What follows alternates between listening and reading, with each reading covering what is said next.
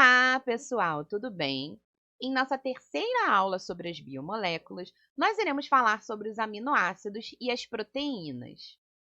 Os aminoácidos são as partículas que compõem as proteínas e podem ser divididos em dois grupos, os não essenciais e os essenciais, que são responsáveis pelo funcionamento correto do organismo e também na formação de músculos, enzimas, células do sistema imunológico, entre outros. A estrutura de um aminoácido pode ser simplificada da seguinte forma: nós temos o grupo amino, que é o NH2, o grupo carboxila, que é o grupo do ácido carboxílico, e um grupo R, que é o que dará a diferença na estrutura de cada aminoácido. O carbono que fica no centro da estrutura do aminoácido é chamado de carbono alfa. Os aminoácidos são substâncias que apresentam caráter anfótero, ou seja, possuem simultaneamente o grupo ácido, no caso o grupo carboxila, e um grupo básico, que é o grupo amino. E isso é justificado pela teoria de Bronsted-Lowry. Esse grupo carboxila é capaz de doar íons H+ para o grupo amino, gerando uma região positiva e uma negativa, porém mantendo a estrutura da molécula neutra. Caso o radical do aminoácido possua algum outro grupo capaz de doar ou receber elétrons, como um outro grupo amino, isso irá influenciar no caráter ácido-base da molécula. O que irá diferenciar os aminoácidos é exatamente o radical R ligado à sua estrutura, e com isso podemos separá-los em 4 grupos. Os aminoácidos de cadeias laterais apolares, os aminoácidos polares, os aminoácidos chamados de ácidos, que possuem cadeias laterais com carga negativa, e os aminoácidos chamados de básicos, que possuem outro grupo amino na cadeia lateral. Então, aqui nós temos alguns dos aminoácidos apolares, como a glicina, a leucina, a alanina e a valina. Dentre os aminoácidos chamados de polares, nós temos a serina, a cisteína e também a asparagina. Já os aminoácidos ácidos possuem um outro grupo carboxila na sua estrutura, como é o caso do ácido aspartico e o ácido glutâmico. E os aminoácidos básicos possuem outro grupo amina em sua estrutura, como é o caso da lisina, da histidina e da arginina. Na nomenclatura de um aminoácido, nós utilizamos o carbono da carboxila como ponto inicial para a numeração da cadeia. E, em alguns casos, são utilizadas as letras do alfabeto grego para os carbonos 2, 3, 4, 5 e 6. O grupo amino é considerado uma ramificação e a terminação da nomenclatura é sempre a do ácido carboxílico. Então, aqui nós temos alguns exemplos. A glicina é o ácido 2-aminoetanóico, ou na nomenclatura usual, ácido alfa-aminoetanóico. No caso da alanina, nós temos o ácido 2-aminopropanoico ou ácido alfa-aminopropanoico. E a fenilalanina é o ácido 3-fenil-2-aminopropanoico ou ácido alfa-amino-beta-fenilpropanoico. Nós sabemos que existem aminoácidos essenciais e não essenciais. Os essenciais são aqueles que devem ser obtidos por meio da alimentação, devido ao fato do organismo não ser capaz de sintetizá-los.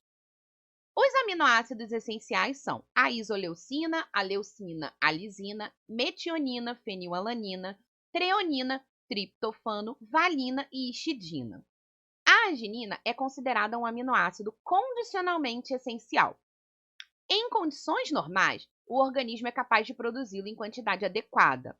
Porém, em algumas situações clínicas, observa-se um consumo aumentado desse aminoácido, o que excede a capacidade do corpo de produzi-lo. Já os aminoácidos não essenciais, que também são chamados de aminoácidos naturais, são aqueles que o organismo é capaz de sintetizar. Neste caso, nós temos a alanina, a arginina, aspartato, asparagina, cisteína, glicina, glutamato, glutamina, prolina, serina e tirosina. Uma curiosidade é que todos os aminoácidos essenciais podem ser conseguidos por meio da ingestão de arroz com feijão. O feijão possui todos os aminoácidos essenciais, apesar de possuir uma quantidade limitada de metionina e cisteína, O arroz, por sua vez, é rico exatamente em metionina e cisteína. Agora que nós já conhecemos os aminoácidos, vamos falar um pouco das proteínas.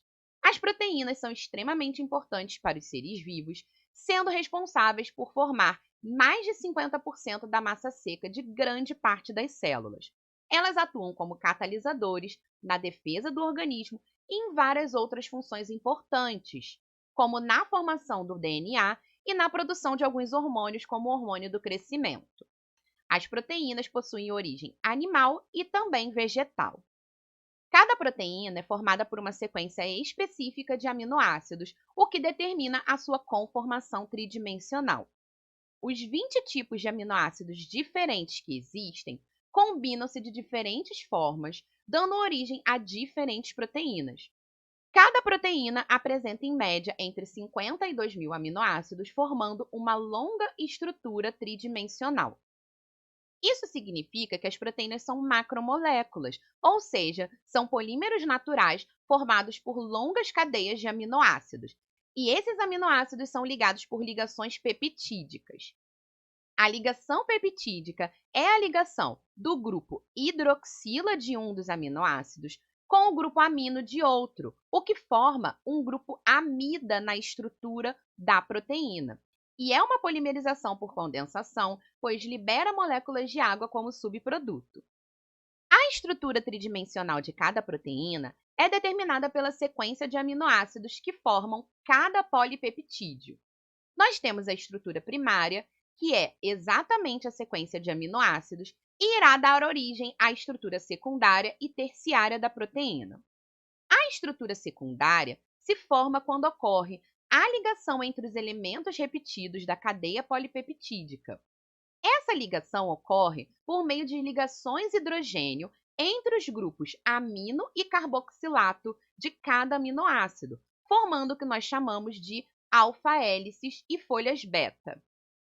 Já a estrutura terciária corresponde à forma adquirida por um polipeptídeo depois da interação das suas cadeias laterais.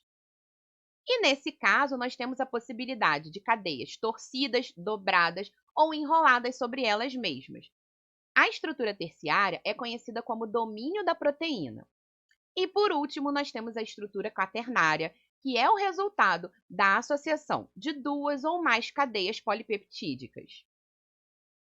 Aqui nós temos a representação, a estrutura primária, que é a sequência de aminoácidos de uma proteína, a estrutura secundária, que forma as ligações de hidrogênio, que vão conferir a forma alfa-hélice ou folha beta, e essas alfa-hélices ou folhas betas, ao dobrar-se, vão ficando com a forma enovelada. A união de duas ou mais formas enoveladas é a estrutura quaternária da proteína. As enzimas são proteínas que atuam como catalisadores de reações metabólicas, ou seja, aceleram reações químicas que ocorrem no organismo sem sofrer o desgaste ou alterar o curso da reação. E é por esta razão que as enzimas apresentam especificidade com elementos das reações ao qual vão atuar. As enzimas apresentam locais específicos para o processo de catálise, que são o que chamamos de sítios ativos. Esses sítios ativos irão se ligar aos substratos enzimáticos, formando o que nós chamamos de um complexo enzima-substrato. Aqui nós temos o exemplo da enzima sacarase, que é a enzima específica para a degradação da sacarose. A sacarose, que é o substrato, se liga ao sítio ativo da enzima, que irá promover a reação de quebra da sacarose, formando frutose mais glicose. Após o processamento da reação, a enzima é liberada sem haver a sua modificação ou seu consumo. Bom, gente, essa foi a nossa aula de hoje. Espero que vocês tenham entendido e até a próxima!